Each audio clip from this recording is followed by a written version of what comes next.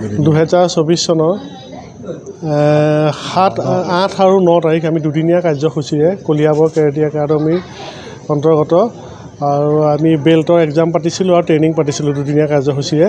সেই ট্ৰেইনিঙত ইয়াত 40-50 জনমান কেণ্ডিডেটে অংশগ্ৰহণ কৰিছে আৰু তেওঁলোকৰ আজি বেল্ট এক্সাম হৈছে। যোৱাকালি ট্ৰেইনিং হৈছিল আৰু মানে পাৰদৰ্শিতা ধুনীয়া দেখুৱাইছে, ভাল হৈছে।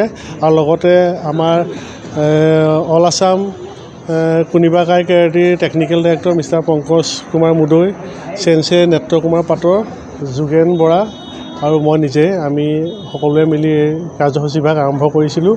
আৰু ভাল লাগিছে দুদিনীয়া কাৰ্যসূচী। ইয়াত ল'ৰা ছোৱালীৰ আগ্ৰহ দেখিছোঁ, গাৰ্জেনৰ আগ্ৰহ দেখিছোঁ। প্ৰগ্ৰেমটো পাতি ভাল লাগিছে। তেওঁলোকে ইণ্টাৰনেশ্যনেল, ষ্টেট এইবিলাক লেভেলো খেলি আছে খেল আৰু নামো আনিছে, তেনেকৈ আমাৰ অসমৰ কাৰণে নামো আনিছে। গতিকে আশা কৰোঁ যে আগন্তুক দিনত আৰু এওঁলোকে ভাল কাম কৰি যাব, খেলি যাব। আমিও সহায় সহযোগিতা আগবঢ়াই লৈ যাম। আৰু লগতে সমূহ মানে কলিয়াবৰবাসী ৰাইজলৈ এইটোৱে অনুৰোধ যে স্বাস্থ্যৰ প্ৰতি ধ্যান ৰাখি স্পৰ্টছত দিয়ক, তেওঁলোকৰ ল'ৰা ছোৱালী যোন আছে দিয়ক। স্বাস্থ্যৰ প্ৰতি সজাগ হ'ব পাৰিব, নিচাজাতীয় দ্ৰব্যৰ পৰা আঁতৰি থাকিব পাৰিব। আৰু 2 নম্বৰতে নিজৰ শাৰীৰিক আৰু মানসিক দুইটা মানে ডেভেলপ কৰিব পাৰিব, শক্তিশালী কৰিব পাৰিব।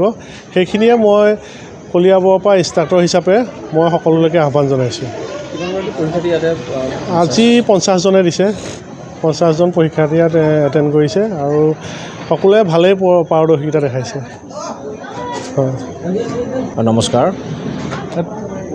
কলিয়াবৰ কাৰাটে একাডেমি মানে আমাৰ ষ্টাইলটোৰ নাম হ'ল জাপান কাৰাটে ডে কুনিবা কাই মটোবুহা চিটিৰোগ।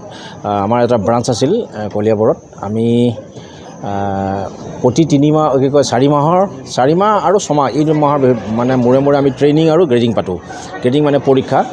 আজি আমাৰ কলিয়াবৰ কাৰাটে একাডেমিৰ দ্বাৰা মানে আপোনাৰ গ্ৰেডিং আৰু ট্ৰেইনিং আছিলে 7, 8 আৰু 9 এই দুদিনীয়া কাৰ্যসূচী। আমি ইয়াত আহি ভালেই পাইছোঁ। ল'ৰা ছোৱালীখিনিৰ মানে আগ্ৰহ দেখি খুবেই ভাল লাগিছে।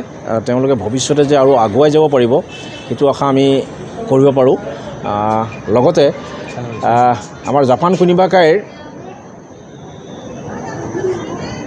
যাতে আমি আমাৰ ষ্টাইলটো আমি আৰু আগুৱাই নিব পাৰোঁ, লগতে আমাৰ ল'ৰা ছোৱালীখিনিক যাতে আমি আগুৱাই নিব পাৰোঁ, সেই চেষ্টা কৰিয়েই আমি ইয়াত আজি এই দুদিনীয়া কাৰ্যসূচীৰে আমি ইয়াত প্ৰশিক্ষণটো পাতিলোঁ আৰু পৰীক্ষাটোও পাতিছোঁ। ভৱিষ্যতে ল'ৰা ছোৱালীক নেশ্যনেল এণ্ড ইণ্টাৰনেশ্যনেল যিমান খেল আছে তাত যাতে অংশগ্ৰহণ কৰিব পাৰে, ভালকৈ যাতে পাৰদৰ্শিতা দেখুৱাব পাৰে, সেই ভাবি আমি আজি এই মানে অনুষ্ঠানটো মানে পাতিছিলোঁ।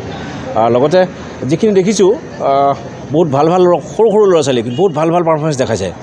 তেওঁলোকে যে অদূৰ ভৱিষ্যতে যে ভাল ফল দেখাব আমি মানে আমাৰ মনে ধৰিছে মানে।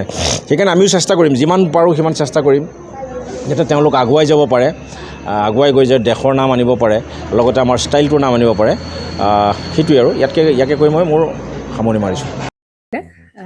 জুবিন গাৰ্গৰ গীতসমূহৰ ওপৰত আধাৰিত গানে কি আনে নামৰ এটা সুন্দৰ অনুষ্ঠান আপোনালোকৰ ওচৰলৈ আহি আছে অতি শীঘ্ৰে।